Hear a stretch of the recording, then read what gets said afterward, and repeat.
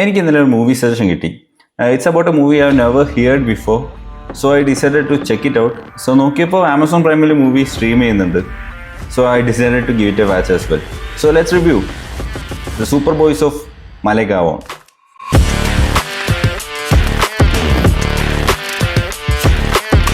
2.5 മണിക്കൂറിൽ പറഞ്ഞു പോകുന്ന ഒരു സിമ്പിൾ ഫിലിമാണ് സൂപ്പർ ബോയ്സ് ഓഫ് മലേഗാവോൺ. ഒരു സിനിമാ മോഹം കാരണം ഒരാൾ സിനിമ നിർമ്മിക്കാൻ ശ്രമിക്കുന്നതും എന്നാൽ അതിന് വേണ്ട സപ്പോർട്ട് കിട്ടാത്തപ്പോൾ ഒപ്പമുള്ള ഫ്രണ്ട്സിനെ എല്ലാവരും വെച്ച് ഒരു സിനിമ നിർമ്മിച്ച് ആ ഗ്രാമത്തെ പറ്റി സിനിമ നിർമ്മിച്ച് പാരഡി മൂവീസ് നിർമ്മിച്ച് പോകുന്നതിനെ പറ്റിയൊക്കെയാണ് പടം സംസാരിക്കുന്നത്. സോ വളരെ രസകരമായിട്ടാണ് ഈ പടം ഉണ്ടാക്കിയിട്ടുള്ളത്. അതിലിപ്പോൾ ഓരോ ക്യാരക്ടേഴ്സും അപ്പോൾ അവർക്ക് അവരുടേതായ മോട്ടീവ്സ് ഉണ്ട്, അവരുടേതായ ഡിഫറെൻറ്റ് പേഴ്സണാലിറ്റീസ് ഉണ്ട്. അപ്പോൾ അതിനെല്ലാം എക്സ്പ്ലോർ ചെയ്യാൻ ശ്രമിക്കുന്നുണ്ട്. അവരുടെ ഒപ്പം നമ്മളും ഒരു വ്യൂവറായിട്ട് സഞ്ചരിച്ചുകൊണ്ടിരിക്കുകയാണ് പടം. അപ്പോൾ ആദ്യ ഭാഗങ്ങളൊക്കെ നല്ല രസമാണ് ഈ പടത്തിനെ കണ്ടിരിക്കാൻ. ഇപ്പോൾ അവരുടെ ഓരോ ഡിസിഷൻസും ഇപ്പോൾ ഓരോരോ ചെയ്യുന്ന ഓരോ കാര്യങ്ങളൊക്കെ നല്ല രസമാണ് കണ്ടുകൊണ്ടിരിക്കാൻ. ഈ പടം ഇനീഷ്യലി സെറ്റ് ചെയ്തിട്ടുള്ളത് 1997-ലാണ്. സോ ആ ലെവലിലുള്ള ഒരു സെറ്റപ്പ് ആയിരിക്കും പടത്തിൽ മൊത്തം വരുന്നത്.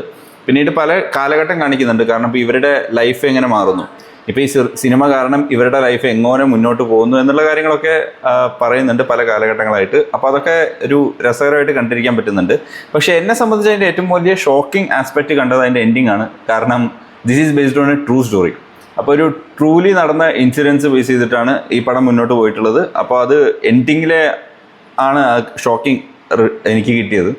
സോ ഈ പടത്തെ പറ്റി പറയുകയാണെങ്കിൽ ഇതിൻ്റെ മോസ്റ്റ് ഇമ്പോർട്ടൻറ്റ് ഭാഗം ഇതിൻ്റെ ക്ലൈമാക്സ് തന്നെയാണ്. ഒരു അടിപൊളി ടച്ചിങ് ക്ലൈമാക്സ് ആണ് പടത്തിനുള്ളത്. നമുക്ക് കണ്ടുകൊണ്ടിരിക്കുന്ന ആസ് എ വ്യൂവർ നല്ല രീതിയിൽ സിമ്പതൈസ് ചെയ്യാൻ പറ്റിയ ക്യാരക്ടേഴ്സാണ്, നല്ല രീതിയിൽ അണ്ടർസ്റ്റാൻഡ് ചെയ്യാൻ പറ്റിയ ക്യാരക്ടേഴ്സാണ്. അപ്പോൾ ക്യാരക്ടർ സ്റ്റഡി നല്ല രീതിയിൽ വർക്ക് ചെയ്തിട്ടുള്ള മൂവിയാണ്. ഈവൻ ദ മ്യൂസിക് ഓൾസോ നല്ല രീതിയിൽ എയ്ഡ് ചെയ്തിട്ടുള്ള പടം. So as a whole I would say ഇന്നലെ വരെ ഈ പടത്തെ പറ്റി അറിഞ്ഞിട്ടില്ല, പക്ഷേ this is one of my favourite film of this year.